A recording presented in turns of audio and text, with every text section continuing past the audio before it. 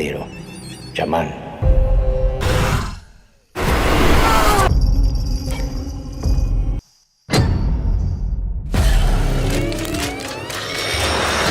दोस्तों, आज की वीडियो में हम एक्सप्लेन करने वाले हैं एक अर्जेंटीना की हॉरर मूवी को, जो कि 2022 में रिलीज हुई थी और इसका नाम है लीजेंड्स। मूवी की शुरुआत में हम एक व्यक्ति की आवाज सुन पाते हैं जो कि किसी को बता रहा होता है कि उसका नाम एंटोनियो है, और वो बताता है कि उसके पास डीमन को कैद करने की शक्ति है और उसे ये पावर अपने पूर्वजों से मिली है, क्योंकि उनके पूर्वजों का खून बिल्कुल शुद्ध और सीक्रेट था। एंटोनियो का पूरा खानदान पीढ़ी दर पीढ़ी डीमन को अपने वश में करके लोगों की मदद किया करता था। फिर इसके बाद हम सीधा एंटोनियो को देख पाते हैं, जिसके पास कुछ लोग एक लड़की को लेकर के आते हैं जो कि बेहोश थी, जिसे एक डीमन ने अपने वश में किया हुआ था। एंटोनियो उस लड़की को अपने सामने लेटा देता है और कुछ रिचुअल परफॉर्म करने लगता है, लेकिन तभी वो लड़की जाग जाती है और एंटोनियो पर बुरी तरह से हमला करने लगती है। लेकिन यहाँ पर वो उसे अपने रिचुअल के जरिए उस डीमन गर्ल को अपने वश में कर लेता है, जिसके बाद में कहानी प्रेजेंट टाइम में आती है और हम समझ पाते हैं कि एंटोनियो, जो कि अब बूढ़ा हो चुका है, और ये कहानी वो अपने पास बैठी एक औरत को सुना रहा था, जिस पर वो औरत उससे पूछती है कि क्या पहले के जमाने में सच में इतने सारे डीमन हुआ करते थे। इस पर एंटोनियो बोलता है कि वो सभी लीजेंड्स थे। बेसिकली डीमंस के एक ग्रुप को लीजेंड्स कह सकते हैं, मतलब शैतानों का भी एक ग्रुप। वाह। जिसके बाद में वहां पर एक डॉक्टर आ जाते हैं और यहाँ पर हमको पता चलता है कि असल में एंटोनियो एक मेंटल असाइलम में है, क्योंकि एंटोनियो ने कुछ समय पहले किसी का खून कर दिया था। लेकिन पुलिस को उसके घर से मिले रिचुअल वाले सामान की वजह से ये लगा कि इसको कोई मेंटल डिसऑर्डर है, इसलिए पुलिस ने एंटोनियो को जेल ना भेजकर मेंटल असाइलम में भर्ती करा दिया था। और यहाँ पर एंटोनियो टाइम पास करने के लिए दूसरे पेशेंट को अपने पास्ट की स्टोरी सुनाया करता था, और इसके साथ साथ वो असाइलम में होने वाले प्ले के लिए स्क्रिप्टिंग भी किया करता था। और फिर ऐसे ही एक दिन प्ले की रिहर्सल के दौरान एंटोनियो प्ले के डायरेक्टर को ये बताता है कि सॉर्सरस कभी भी डीमन की आंखों में नहीं देख सकता, वरना वो अपने पावर्स को खो देगा। इसके बाद में एंटोनियो के असाइलम वाले दोस्त उसके पास्ट की और कहानियां सुनाने को बोलते हैं। इसके बाद में वो उन्हें अपनी बेटी के जन्म की कहानी सुनाता है। 6 नवंबर 1980 को जब आसमान में एक मिस्टीरियस रेड मून निकला था, तब एंटोनियो की बेटी एलिना का जन्म हुआ था। लेकिन उसी रात एंटोनियो की वाइफ पोजेस्ड होकर कोरिया डीमन का नाम लेने लगी, जिसको सुनकर एंटोनियो समझ गया था कि उसकी बीवी और उसकी बेटी को कोरियन डीमन से खतरा है। इसलिए अगली सुबह एंटोनियो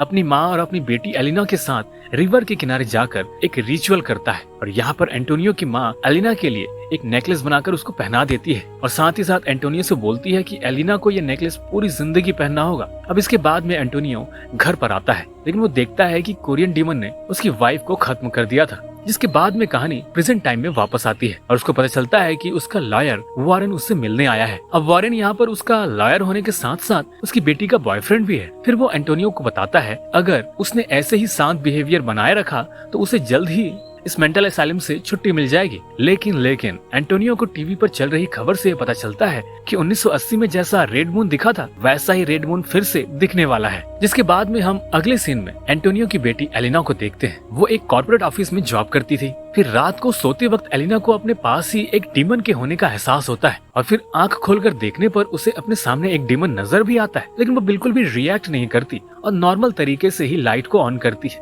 जिससे वो डीमन वहाँ से गायब हो जाता है। अब दोस्तों, यहाँ पर एलिना के फेस एक्सप्रेशन से ऐसा लगता है कि उसके लिए डीमन वगैरह कोई नई चीज नहीं थी। और अगले सीन में हम एंटोनियो को देख पाते हैं, जिससे मिलने के लिए एक लड़की आती है, और उस लड़की के जरिए एंटोनियो को अपनी माँ का मैसेज मिलता है। वो मैसेज ये होता है कि आने वाले रेड मून की नाइट को कोरियन डीमन एलिना को सैक्रिफाइस करेगा, जो कि ईविल के लिए एक ऑफरिंग होगी, ताकि ईविल उसको वो पावर दे दे जो कि एंटोनियो और उसके पूरे वंश के खून में है। इसलिए अब एंटोनियो को रेड मून से पहले कोरियन डीमन को खत्म करना होगा। अब इसके बाद एंटोनियो रात में यहाँ से भागने का प्लान बनाता है, लेकिन भागते टाइम वो गार्ड से छुपने के चक्कर में वो ओल्गा के कमरे में चला जाता है। ओल्गा वही लेडीज है जिसे वो कहानी सुना रहा था, जहाँ पर ओल्गा उससे एलिना की आगे की कहानी के बारे में पूछती है, जिस पर एंटोनियो बिना बताए रह नहीं पाता है। इसलिए वो बताने लगता है कि उन लोगों के खून के अंदर कुछ टाइप की ब्राइटनेस की ताकत है, और वो बताता है कि उसकी वाइफ के मरने के बाद वो सैड रहने लगा था, जिसके बाद उसकी ब्राइटनेस कम होने लगी और डार्कनेस में बदलने लगी, जिसकी वजह से ये कमजोर होता गया और दूसरी तरफ कोरियन डीमन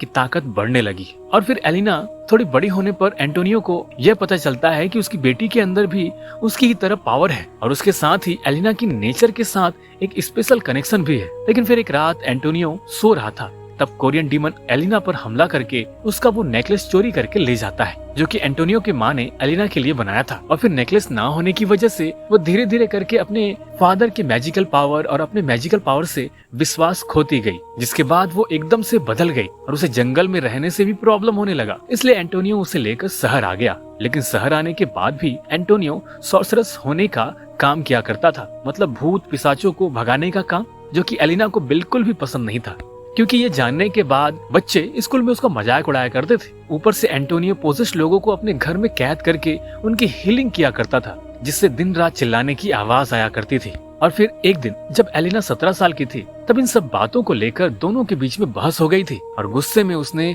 उस रूम का दरवाजा खोल दिया था जिसके अंदर एक पोजेस्ड व्यक्ति था।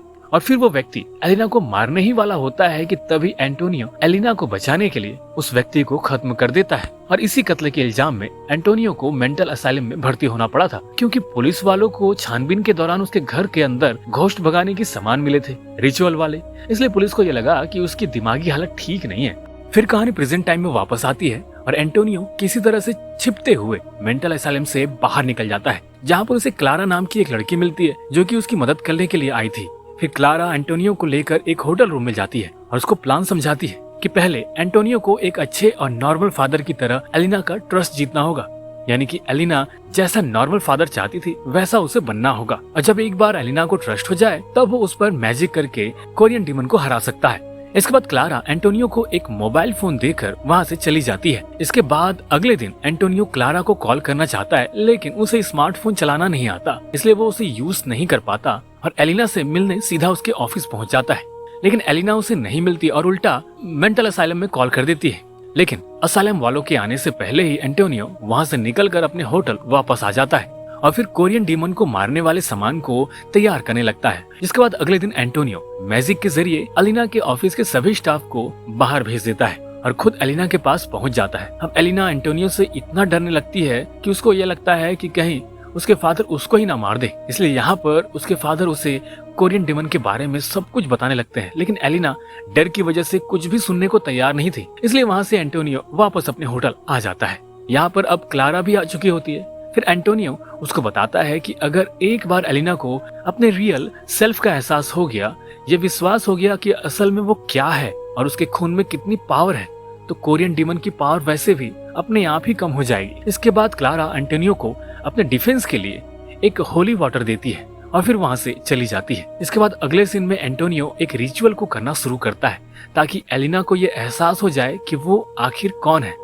लेकिन तभी वहाँ पर एलिना के बॉयफ्रेंड के भेस में कोरियन डीमन आ जाता है, जो कि वो एंटोनियो को घायल कर देता है। लेकिन एंटोनियो उस डीमन पर थोड़ा सा होली वाटर डाल देता है, जिससे उसका आधा चेहरा जल जाता है। लेकिन फिर अगले ही पल वहाँ मेंटल असाइलम के लोग भी पहुँच जाते हैं और एंटोनियो को बेहोश करके वहाँ से असाइलम ले जाते हैं और उसको रस्सी से बांध देते हैं। जिसके बाद अगले दिन रेड मून वाली नाइट होती है और वहाँ वारेन के भेस में छिपा हुआ कोरियन डीमन एलिना को बेहोश करके सैक्रिफाइस के लिए रिचुअल को परफॉर्म करना शुरू कर देता है। दूसरी तरफ असाइलम में काम करने वाली लेडी एंटोनियो के सामान से होली वाटर को निकालकर उसे ड्रिंक समझकर पी जाती है। फिर वो देखते ही देखते एक अजीब तरह के क्रीचर में कन्वर्ट हो जाती है, जिसे देखकर असाइलम में भगदड़ मच जाती है। सब यहाँ वहाँ भागने लगते हैं, लेकिन वो लेडीज सीधा एंटोनियो के रूम में जाती है और उसे आजाद होने में हेल्प करती है। फिर यहाँ पर हम देखते हैं कि क्लारा भी यहाँ पहुँच चुकी है, जो कि एंटोनियो को लेकर सीधा एलिना के घर जाती है। यहाँ एलिना को अभी तक होश आ जाता है और वो अपने इविल बॉयफ्रेंड के पेट में चाकू घुसाकर वहाँ से भागते हुए सीधा टेरिस पे आकर छुप जाती है। जिसके थोड़ी देर के बाद में वहाँ पर क्लारा और एंटोनियो भी अपना वेपन लेकर आ गए थे, लेकिन यहाँ पर कोरिया डीमन मौका पाकर क्लारा को घायल कर देता है। जिसके बाद में कोरियन डीमन एंटोनियो की वाइफ का रूप लेकर उसे बहकाने की कोशिश करता है, लेकिन तभी वहाँ पर एलिना आ जाती है, जो कि अपने फादर को बचा लेती है और फिर एंटोनियो कोरियन डीमन के सीने में अपना बनाया हुआ खंजर मार के उसको खत्म कर देता है। इसके बाद में एंटोनियो कोरियन डीमन के पेट के अंदर से एलिना का वो नेकलेस निकालता है और उसे एलिना को पहनने के लिए देता है और यहाँ एलिना भी इस नेकलेस को पहन लेती है, क्योंकि उसे अब यहाँ पर यकीन हो गया था कि उसके फादर सही थे और वो एक सीक्रेट ब्लड वाली फैमिली से बिलोंग करती है। इसी के साथ में ये मूवी यहीं पर खत्म हो जाता है। दोस्तों, अगर आपको ये वीडियो अच्छी लगी और इसी प्रकार की वीडियोस और देखना चाहते हो तो चैनल को सब्सक्राइब कर लीजिए और नोटिफिकेशन के बटन को भी दबा दीजिए। मिलते हैं अगले वीडियो में।